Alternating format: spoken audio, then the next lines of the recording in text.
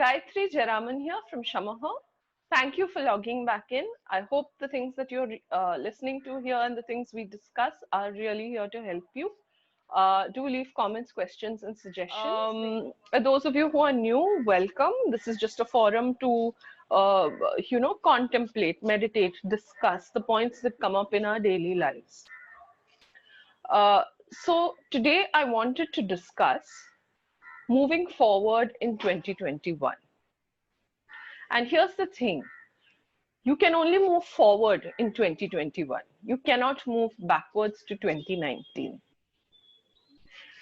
So 2022 was quite a year, right? It's quite a year in so many ways, in terms of relationships, in terms of jobs, in terms of income, in terms of perspective, in terms of us just sort of looking in our grocery cupboards of life and seeing what we have and what we can make out of it and what is not available. There's nothing incoming for a couple of months. There's this lockdown, barren streets. Everything that we considered to be normal has changed. We've been in high pressure situations, cooped up, within one room with families that didn't always understand us. Those of us who were lucky enough to discover that, hey, this family that I thought didn't understand me actually understands me. At so many levels, like my domestic helper told me, she said, you finally learned to make rotis. So, we've all learned new skills. We've had to sweep, mop, swab.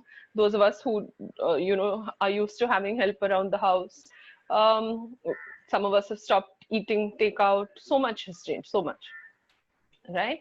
I don't even need to list those ways, but please feel free in the suggestion box to leave, aspects of how your lives have changed in unseen ways this year. And I think that's a really great contemplation point, to just stop and look at the ways in which so much has changed for us. But here's the danger in that, that a lot of us have been waiting for lockdowns to lift, for life to get back to normal. And when we say get back to normal, what is it that we mean? Do we mean that we need to go back to December 2019 and pretend that 2020 has not happened? Because if that is what get back to normal means, just get back on the train, take that commute to work, go back to the same office, the same workplace, everything right down from your seating to the way you go and pick up a cup of coffee has changed forever. The way we connect with each other has changed. Meetings, clients. This year, because of the columns I've been doing, I've managed to interview a couple of CEOs over Zoom, whereas earlier, those guys would not have been willing to even meet in person.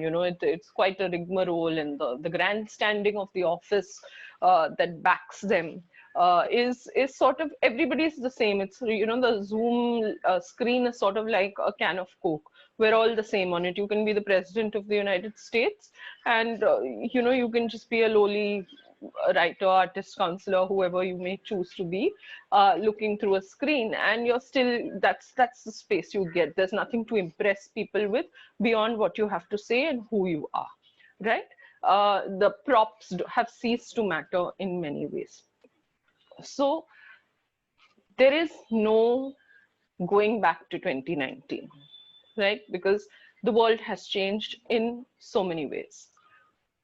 And the people who are going to thrive the most in 2021 are those who will not waste their energy, their time, their resources in going back to the normal of 2019. First, put aside the notion that I'm going to get back to normal.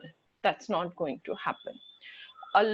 Those of us who insist on getting back to normal are going to end up pouring money, time, energy, resources down the drain. Because you're going to be chasing something that is long gone. Secondly, you're going to hit walls. It's going to come up with frustration. You know, small example is I was looking for a space to set up my clinic before the pandemic hit.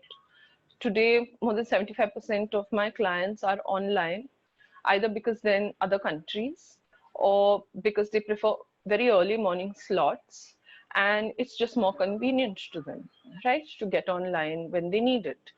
So the need for the concept of a physical space is almost, evaporated. And sure, there might be some things that you think you couldn't do online, uh, but now we're finding that we can. We even meditation. I conduct whole 1 hour meditation sessions online for clients who are in Canada, in Toronto, Mississauga, in New Jersey, in California. So you can share sound, you can share the space. There are techniques and interventions you can use to bubble off, cocoon your space, and create a clinic-like atmosphere. So the constant adaptation to what is being provided to us in the digital space, the use of technology, really, this is the time when you have ideas, when you have concepts that you can put into the intangible, when you can use digital technology, when you can reach out to people from across the world, use that. How do we move forward then? If there is no going back to 2019, it's a whole lifetime away. What is the way forward, right? The first is to know that there's no going back. The second is to look at what you have. No, I don't mean look at what you have in terms of count your blessings, because count your blessings can sometimes sound extremely defeatist also to somebody who, say, has lost their job, doesn't have an income. It's kind of, oh, just count your blessings is no consolation, right? I might have bread in the cupboard, but that's about it. It's really no consolation to say count your blessings. I don't mean see what you have in that sense. I'm saying see what you have in terms of what is tangibly in your hand. What are the seeds that you have in your hand that you can invest? What are you going to begin your investment with? This could be ideas, this could be resources, this could be concepts, this could be a desire. People have come to me and said, I want to be a farmer, I want to be a chef, I want to be, run my own boutique, I want to, start a home business, I want to become a counselor. Whatever it is, that is your desire, the thing that you want to be, that is your seed, right? And you have to now look at what are the supporting seeds, what are the supporting elements that are going to allow this seed to sprout. So this is the perfect time to start a home business. This is the perfect time to use technology, to put yourself out there, use social media, connect, build up a client base, use them, plant those seeds. As I always tell a lot of my clients, you can't plant what you don't have. If you keep looking at the things you wish you had, that you don't have, that you got left behind, what should have been there, those don't exist. So you can't plant them and you can't water them. Over here is what you have. What are the seeds that you have? So stop investing your attention in this and start investing your attention in this. This is what you have. What you have is your skill, your resources, your ideas, your connections, your network, your possibility, your hope, your ambition, your drive. Look at your tangible resources. Look at the space you have. If you don't have space, can you rent space to start your business? What are the things that you can invest in that are going to take you tangibly, physically, materially forward, forward as in forward motion, not constant. Now we all have limited resources. So if you're going to look at these resources and say, let me put all this in trying to build what has already gone, that's all going to go down the drain. So that is the one thing you do not want to do, because you're going to wake up towards the end of 2021 and say, where did my year go? I put in so much effort. I tried to re-establish everything that I had done before this pandemic struck, and it's just completely watered down the drain. You're not going to be able to go back. So look at your seeds and say, where can I go from here? What do I want to build? Not what have I built. You have to break from the past. Yeah. Use those ideas and make those kind of investments. Ideas, be very real. When we say See what you have and don't move backwards. We're also not saying imagine yourself in a place where you already want to be. Small example, you have a headache, right? Telling yourself you don't have a headache is not going to cure your headache. What you have to do is see that you have a headache, look at what you have. Do you have tablets? Do you have a doctor's number? Do you need to go to the hospital? Do you think there's a factor that's causing it? Do you need to lie down? What are the things you can invest in that will help your headache move forward, right? Help you move out of that space of an ache and into a space of a cure. And we have to be real when we do this. We can't imagine resources that we don't have. We can't imagine spaces that we don't exist in. It is good to have hopes, ambitions, dreams, but what do you have in your here and now? So what do you have? But being real adds the here and now. What is the disposable income in your hand that you can invest into a future? What are the other ways in which you can expand your influence or your connect? How can you build your network? How can you gain some visibility? Can you pull in some favors? Be very, very practical, very pragmatic about what you can start doing to put yourself on the path to where you want to go. If you have favors to call in, this is the time to call them in. This is a good time to conserve your resources, invest them, look at them as an investment, and be very real about the ways in which these can grow. The fourth aspect is have clarity. I'm going to explain the fourth and the fifth aspect together. The fifth aspect is declutter. You need to declutter to have clarity. When you have clarity, you can declutter. So both of these are twins. How do you get that clarity? A simple way is reflection. Reflection, contemplation, meditation on your own status in life, your own achievements, your own skills. When you have clarity about all of these, about where you want to go, who do you want to be? Think of yourself 5 years from now. Who do you see yourself as? If you have that sinking feeling about your profession, is this who I'm going to end up being? This is the time to make a move, retrain, reskill, get out.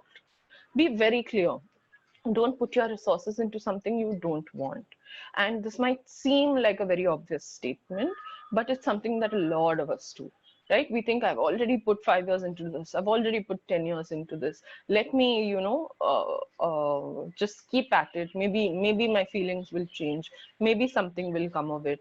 Maybe I'll, strike gold at some point. You know what? If your heart is not in something and you just, no matter what your skill, you might be really good at it.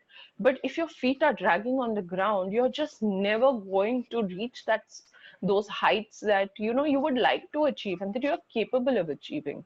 See, all of us are not going to be Azim Premji or Bill Gates or Elon Musk and send rockets to Mars and colonize another planet.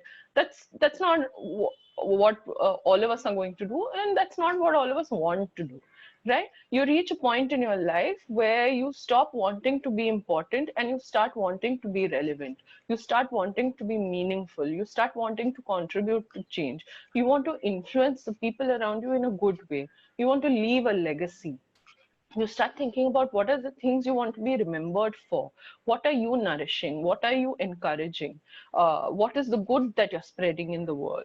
You don't want to be linked to things that just are sucking out your entire life and maybe there's a paycheck at the end of it, but is that what one's life is reduced to then, right? So we reach points in our life. It's not to do about age. It's more about the stages of maturity that we reach in life. When we start thinking about these things very seriously and we say, you know what, if somebody gave me even a lesser paycheck, I would probably do this job. This is the time to get up and go and do that job, right? So move forward. Don't move backwards to 2019. See what you have. Be real about what you have, because what you have has to be in the here and now. And then have clarity. Have clarity about where you want to go, what you want to be. Otherwise, the previous steps are going to just go down the drain. You're going to be putting in, good resources after bad. And declutter. Once you achieve that clarity, once you say, this is who I want to be, start cutting out ruthlessly anything that does not allow you to be who you want to be. It could be friends, it could be colleagues, it could be social networks that you're wasting your time on. It could be the kind of networking events that really are not contributing to you. If in terms of, say, you want to be an author, are these events that you're constantly attending and hosting, are they raising your profile, are they giving you sales, are they connecting you to the right people, are they really just consuming entire chunks of your day? uh, be very brutal about what you say no to, because what you say no to is what is going to give you the space, the time, and the energy to what you're going to say yes to. And what you going to say yes to is what needs to be protected, nurtured, because that is what are going to turn into these seeds. And these seeds are what you're going to plant and invest in to create your future. So be absolutely brutal about decluttering. Do not engage in arguments, conversations, debates that do not contribute to who you want to be and who you want to invest in. And hopefully who you want to invest in is yourself, your future self, this idea that you're building towards. So keep these aspects in mind as you're writing those New Year resolutions. Brutally take out anything that is going to start taking you backwards. So I hope this really helps you. And do let me know the things that you're thinking about as you're drafting these resolutions for the new year, what you're looking forward to in 2021, and how you hope to take yourself forward. Yeah. See you soon.